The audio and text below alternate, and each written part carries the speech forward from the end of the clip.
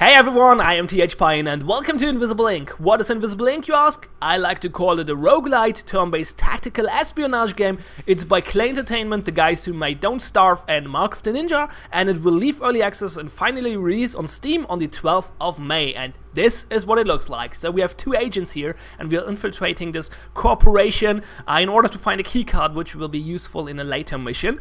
So our first agent is Decker. He's our all-round agent, basically. He's a jack of all trades. He's fairly stealthy and quick, and he has a modded cloaking rig which makes him invisible for a turn and stuff like that. And then we have International, which is our hacker. She's really good at hacking stuff, and she has an augmentation which is called the wireless emitter, which allows her to see devices with a wireless interface through walls. That's why we see this console and this security camera over here, by the way. The security camera is still turned off because the security level of this corporation is still 0. It will get turned on later. For now, we're in this small room here, though, which has two doors. This door is locked. We need a key card for that. But this door is not. We can change perspective to see a little better. And what we will do now is we use International to peek through that door, basically through the keyhole. I'm not sure why those doors have keyholes, because they're clearly digital locks, but we can do that anyway. So we press peek and we take a look at the door in the room behind the door, and we can see another console over here and some sort of bed. I'm not sure if this is like, I don't know. Oops, that's not what I wanted to, but it's okay. Well, I wanted to move in here, but I was not intended to do it yet. So I moved in the room. Now we're in range of this console, so we can hack it. So let's do that. That will give us power. I hacked this one earlier before I started the video. So power is used to actually hack. You use consoles to gain power, and then you use the power to hack like security cameras and stuff like that. We will see that later. But so far this security camera is turned off, so that's no big deal. So let's move over here, peek through that door as well. Oh, there's someone. Disable him and get his cerebral implant ready for the interrogation. Oh yeah, he's our mission target actually. So we want to take him out to get to the key card, I think, or he has the information. I'm not quite sure. I actually forgot what the mission is, but we have to get to him. So take him out. Get near and disable the target. So before we do that, though, we go over here and take a look through that door as well with Decker. Okay, there's a nanofabricator. We can use, that's basically a shop. You can buy stuff there. We have to hack it first, though. We don't want to do that right now, though, because we kind of broke. 355 credits, not too much. Good to know to see this room, though. We actually can open the door to get a bit of a better view. I just want to see if there is a door, so let's peek again. It should give us the vision. Oh, there's a oh, what's that? I never encountered that yet. It's but no, basically what it is. So we encountered a safe, and the safe is available for hacking. But it seems like there is a demon in the safe, like a digital virus, which will stop me from hacking. I'm not 100% sure what it does, so let's read. Demons are defensive AI programs that protect mainframe devices. They will trigger when you hack the device. Different demons have different effects, but all of them will hurt. Be careful, operator. Okay, so that's hacking you. Decker has this augmentation called neural networking, which allows him to see demons. So normally you would not be notified that this safe is protected by a demon, but thanks to his augmentation, we do see that. The question now is, do we want to get this safe anyway? I think I want to, so let's actually show you the hacking. So we jump into the hacking mode by pressing space, which means we activate Incognita, which is our super AI thingy from our agency, basically.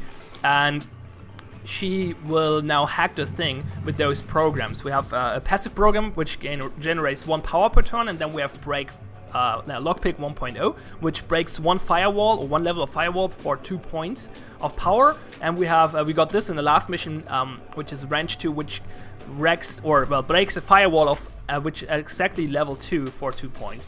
That's not useful though, because this thing has level 1. I actually want to see what the demon does, so let's actually use a lockpick 1 and hack the corporate safe. Blowfish demon, alarm raised by 3. Alarm raised 3 by demon. Okay, so he raised the alarm level by 3. That's not brilliant. It could be worse though. That's not good though. This like the game is on a timer basically, like because the security level is rising all the time, and this increased the timer, so that's not good. So anyway, we want that safe, so we move over here and we will open it later. Oh wait, there's no. Oh, I thought there was a wall, but there is not, so we can actually access this room. The maps are randomly generated. That's why you see stuff like here's a door and you can go there though. But that makes for interesting new levels every mission or every playthrough, so that's good. Yeah, we enter turn, enemy activity.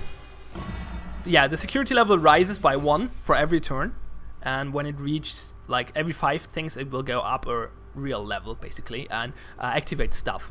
So yeah, let's go to the safe. Let's hope nobody's over there, but you see those red thingies, they warn you if Incognita sees that this area is in danger. So I know that nobody watches this area because it's not red. Incognita knows stuff because it's Incognita. So, okay, we see another camera over there. We got 140 credits from that save. You can press Alt to get this a little bit more tactical view. Yeah, I think we move over here to take a look at this room next turn as well, just to make sure that the room is closed here and there are not even more doors and stuff. So the question now is, how do we get close to him? Well, we can move in here. He will get notified, but he will not see us because we're hidden behind the desk. So let's actually do that. Go over here. Cover is blown and the target is running. Stop him. If he gets to a security entrance, we're going home empty-handed. So stuff happened at the same time. So multiple things happened. He noticed us, which triggered his alarm, which the operator just explained. Which now he will try to run away apparently. So we have to stop him from doing that. And because he saw us, it increased the security level, or the alarm trigger by 1, which raised the security level, which actually did what? Did it activate cameras? Yeah, it did. So those cameras will activate next turn, so let's actually hack them before they do so. So we will see them next turn and they will not spot us. Not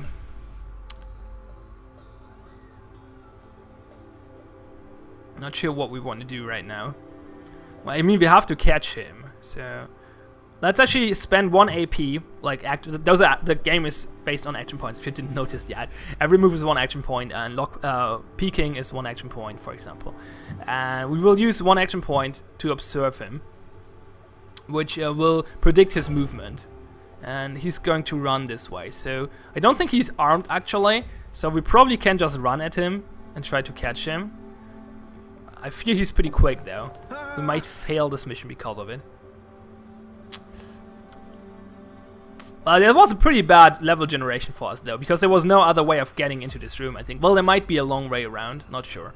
That's a power supply that normally, if you hack it, it disables some laser barriers and stuff. So I enter turn, see what we do next. So he runs off. So cameras are active, now we have vision. So it seems like this room is indeed empty, so we can come back here. Oh, important rule in this game, by the way, close doors. It's not important in this situation, but normally, in most cases, you want to close doors behind you. It's very important because you break line of sight and people will not spot you this way. So let's move over here and see if we can catch him. That's not a good situation at all, though. I don't like it. Okay, we can hack those thingies. Cannot reach him yet, though. Let's see if we can catch him. I mean, she's fairly quick. Damn it, the target got away. Recall our agents and try not to mess anything else up. What a wasted opportunity. Well, that was really bad level design.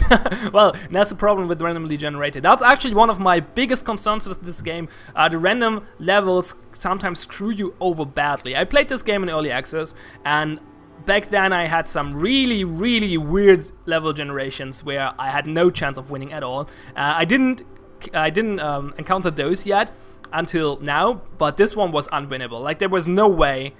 That's the only way to get in here, and as soon as you enter, he will look at you. So there was no way we could stop him from escaping. So what we will do instead is now we will try to... Sorry. We will try to get some credits and escape the facility before we get caught. We could peek, but I don't have... Well, let's peek. Just to be safe. Okay, yeah, there's the exit he used. We cannot use that though. We need the proper exit. So, let's see from where we can hack that console. There we go. Yeah, we want to move there though. Oh, there's a security camera. Hack that. We get some vision. Okay, nothing of interest in this room. Oh wait, except for a guard. Ha, no, that's not a guard. It's a guard, right? He has some scientific outfit. Okay, so there's a guard. I hope he will not come out and catch me. That would be bad. You know what? We use Decker to predict to observe him through the camera. We could use her to observe him, but I don't want to spend her action point. So we use Decker's action point to observe him through the camera to predict his movement. Seems like he's stationary. Okay, so he will stay there. That means we don't have to. We could, for example, if the result would have been he will go through the door next turn, I would have activated the ambush mode, which means as soon as someone runs into melee range, he will try to attack. Well, she will attack him and stun him. But we don't have to do that, so we can use that action point to move over here and get closer to that door. And then we follow up with Decker and end the turn. That was not a good mission. Let's see if we can get anything anyway. I'm thinking about taking him out actually, because that might give us a key card, which might allow us to go through that door. Well, let's check what's over here first. Peek. Okay, seems empty. Okay, there's the laser barrier. We can turn off with that thing. Not sure if we want to. Well, we have a lot of... No, we totally want... Oh, it's a demon though. Ha. We have a lot of power, so I was like, yeah, hack this.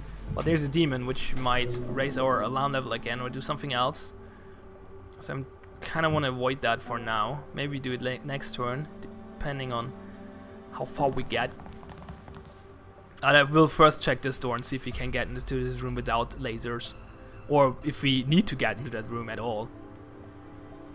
Yeah, I think we will go for this guy with Decker though, take him out. Hopefully steal his key card, maybe go over there.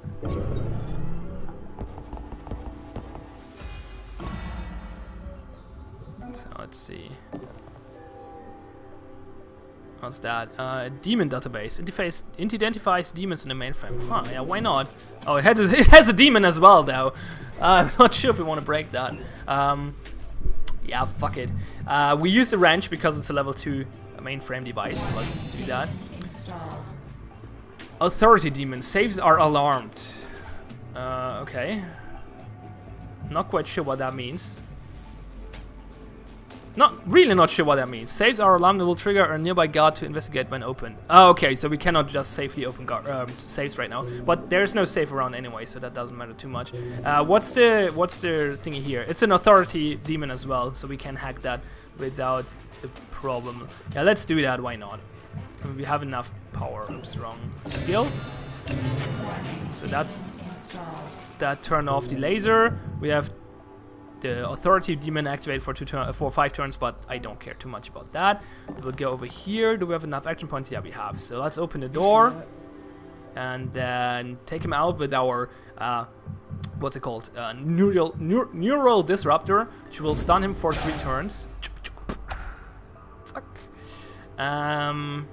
Think about dragging him into the room again, mainly because we have vision there with the camera. Yeah, sounds like first steal from him. He has credits, very good, and level 1 security card. Oh damn it, we have too many items now. Oh, I hate it. And we have to increase the strength of this guy. He's encumbered now because he carries too many items.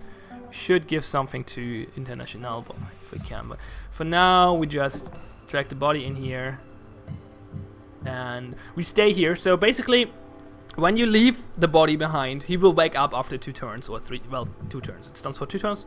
Yeah, for 2 turns. However, as long as you stand on top of him, he's pinned and the timer is not going down. So we stay there. We peek through this door. There's another guy. Okay. He's not looking in our direction though. We can reach him.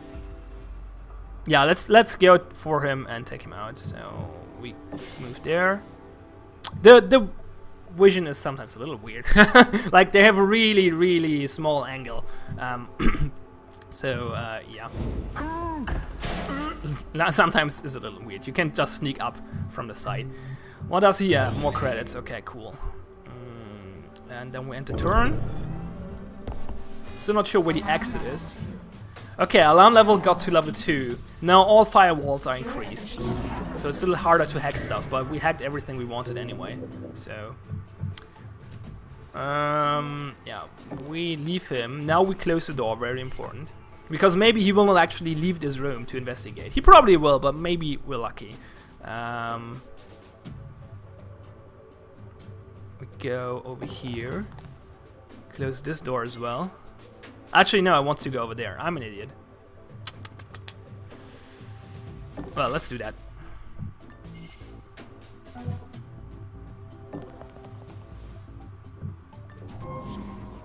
Oh, there are safes. Nice. But we still have 4 turns of authority going on, so I'm not sure if we want to hack them, actually. Well, we can hack them, but if we want to open them as well. Let's hack them. We can do that, for sure. We have a lot of power, so that's not a big deal. I first used the lockpick 1 to reduce them to level 2 firewall, and then I used the wrench, because it's more power efficient. And yeah, I guess we go in there. Oh, hi. That's bad. He's looking at the wall though, so he did not see me. So actually, let's move back into that room, close the door, and hope he doesn't turn. Because the thing is, my neural disruptor is on cooldown right now, so I could not stun him.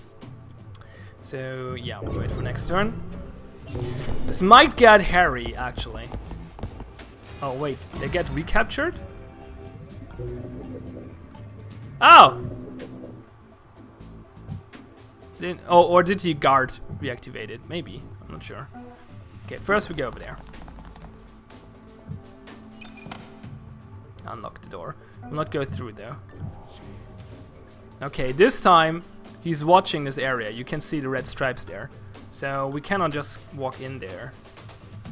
We might skip that room. I want those safes, seriously, but I cannot enter safely here. So I think we just leave over here.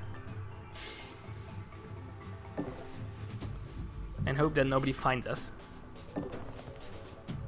And go in this general direction. Staying together is kind of useful as well. So. What happened? So the guys woke up again. So they will try to find me now, which is not good. There's the exit. Okay, that's good. However, there is some security. I think we open. Wait, can we see? No, we cannot see. We open the door and try to figure out if it's a camera. What? Damn it! That was not. That was stupid. I should have stand next to the door and open it to look through, because now they saw me through the camera. Oh, that was wrong. I should have used the wrench. But anyway, we can escape here, and I think we're gonna do that because we raised the alarm level. Those guys are after me right now, so let's just get away. We move over here. We close the door. We go over here. And you see this yellow question mark here? This means the camera spotted me here, so they know I'm here, so they will come here next turn if they can. So what we do is we close the door. We can go, no, we go. That's okay. They will not come through this door. They will not reach it. They're too far away. I don't think they will reach this either. But if they reach the door, then this one. So what we do is we move over here with Decker. Actually over there, and then we go into the ambush mode. And if someone goes through that door, he will get stunned.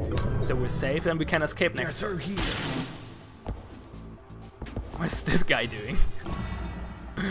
Okay, so yeah, not a very successful mission, but we got out alive, which is the most important thing. Oh, we should trade as well. Give that to her.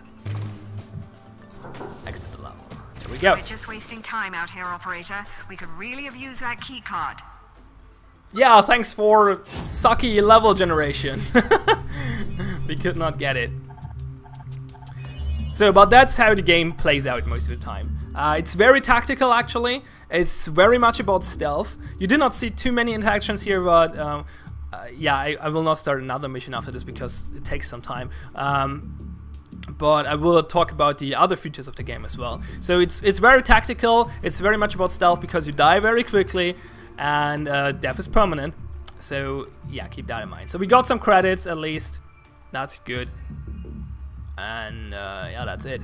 We did not get much done, but at least we got some credits. So I'm really thinking about increasing his strength, because that allows us to carry more stuff.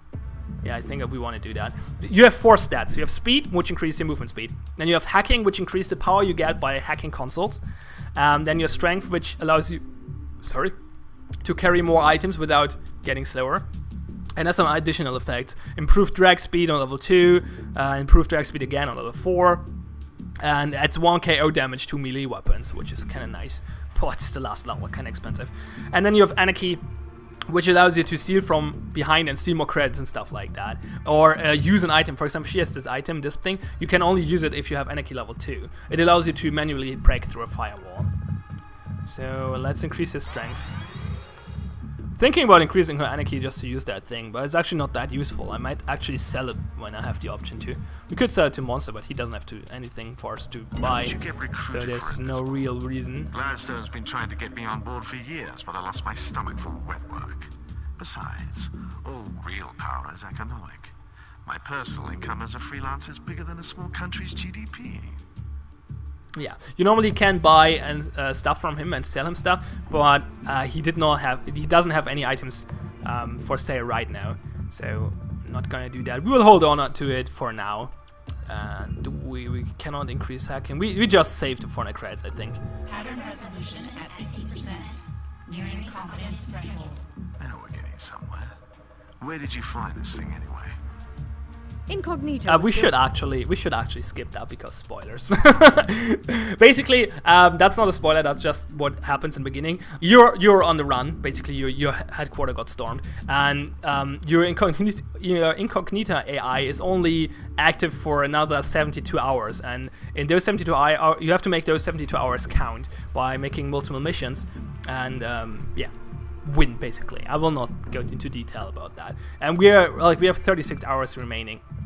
That triggered some story event. And now we could select another mission. So you have this mission screen where you have multiple missions. There are different mission scenarios. For example, this one is one. Oh, they're always talking. To prevent unlicensed fabrications. The fabricator at this location has been compromised, so we'll be able to construct a wider range of items. So in this mission, for example, there are those shop thingies which have a wide variety of items, and you can buy stuff there. So those you take those missions if you have a lot of credits because you want to spend those credits. Then you have This those is a data missions. center that handles network security for the region. We can find programs here that will give Incognita some new tricks to use in the field.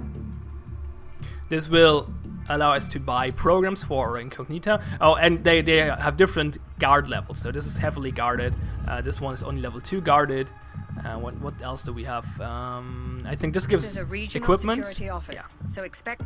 So this gives equipment, and this gives augmentations. So there are multiple. There's at least one more type of missions, which gives you basically more missions. It gives you informations about good targets for a mission, and yeah, that's all I know. There might be more mission types though, and that's what you do. You jump from mission to mission. You level up your characters, you equip them, and you try to finish the game. So that's one playthrough. As I said in the beginning, it's a roguelite. If you game over, you game over. However, there are options to avoid that. But it's meant to play it multiple times. So let's go to the option menu, save and exit, and show you what happens if you start a new game. So play story, not tutorial. So first we can choose our difficulty. We can choose between beginner, experienced, expert, some special stuff, and custom. So there are multiple things to customize. Basically you can build up everything from custom. So this is custom. You can change basically everything in this game, and those game modes are based on are special configurations of the custom game mode. So you can, for example, beginner is pretty easy. You have 5 rewinds. Rewinds are used to rewind time for the turn. So if you screwed up one turn, you can use a rewind to roll it back. And if you set it to 0, you're playing in Iron Man mode. Then there are level retries, which allows you to retry a level if you failed it, which is obviously easier as well if you do, or you play expert on Iron Man, as I do, because you're crazy. No, because you like the challenge, actually. Well, crazy as well, but that has nothing to do with it.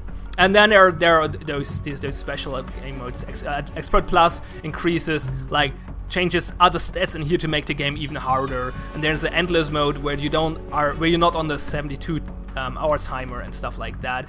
And Endless Plus, which is harder. Time Attack, where you actually have only 2 minutes for every turn, so you cannot think about it for too long. So there are multiple options. Let's just go Expert, Iron Man, and start game to show you the next. So now comes the intro. We will not show that. It's pretty cool though. It's not a spoiler because it's the beginning of the game, but yeah. And now you can choose, well, your loadout. You can choose 2 starting agents. We only have those 2 though, because I did not unlock the others, but as you can see there are more. I think, does it say how you unlock them? No, it doesn't say how you unlock them, okay. I think you have to find them in the mission. Oh, shut up. I've ever seen. But she's Okay, she will not shut up. International is one of the best all-round operatives I've ever seen. But she's held back by an unfortunate abundance of social concern. If used correctly, she's the bedrock upon which you can build a winning team. Just don't ask her about the plight of the global proletariat. Okay, so I think you can find them in missions, and this will unlock them for later playthroughs. That's at least how it worked in early access. They might have changed it. And then you can choose your programs, your starting programs for Incognita, but I don't have anything unlocked except for the power drip and the lockpick 1.0 so far. It says what you need to unlock them though. More XP, so you get XP by playing, or complete experience difficulty to unlock and stuff like that. So there are multiple programs you can choose from, multiple agents, and yeah, you can press randomize, but randomize will not do much right now because I don't have anything unlocked, unfortunately. But overall, the game is pretty cool. I think I really like it. I really like it. I think what Klei Entertainment put together here, it's really great tactical game, and I will probably play a lot of hours of it if I find the time to do so, though, because there are so many other games I want to play as well. But I highly recommend it. To sum up the video, let's take a look at the option menu, which is pretty decent if I remember correctly. So we have a full screen mode, some graphical options here, shadow quality, resolution options properly. It's running on window, that's why the resolution is weird, because you can manually drag the window size. So this resolution option is a little weird. You can only change it if you go to full screen. If you're in window mode, you can just drag the window. Colorblind settings, nice, good to have. And then we have the separate sound sliders. We have a fast mode for the gameplay, so the turns play out quicker, and yeah, panning options, language options, and rebindable keys. So the option menu is pretty good, I think. I don't see anything that could be missing here. No, I don't see anything that misses. Like, the option menu has everything you need, and combined with the customization option menu for the gameplay, there is a lot of replayability because you can configure the game in the way you want it, or customize it the way you want to play it, which is pretty cool. Overall, yeah, there's only one thing, as I said earlier, I don't like about the game, or I have my concerns with, which is the random level generation, which sometimes really fucking screws you over. On the other hand, though, that's what roguelites do, right? Like, you're supposed to fail from time to time, and that means there has to be some heavy randomization in the game to screw you over. And that sometimes feels unfair, but overall, you just start a new game and have a fun experience again, so it depends, like, it's a personal thing. Some people hate it, some people like it. I don't have too big of a problem with it, but I'm not a fan of it either. I prefer, like, handcrafted levels with really good level design, which we don't get in procedurally generated games, which most roguelites are. So anyway, I start to ramble and repeat myself, so let's wrap this video up. Invisible Ink, ladies and gentlemen, releasing on the 12th of May on Steam. I really recommend it. Really great game in my opinion. I'm TH Pine. Thanks for a lot. Let's try that again. Thanks a lot for watching. Have fun and see you next time.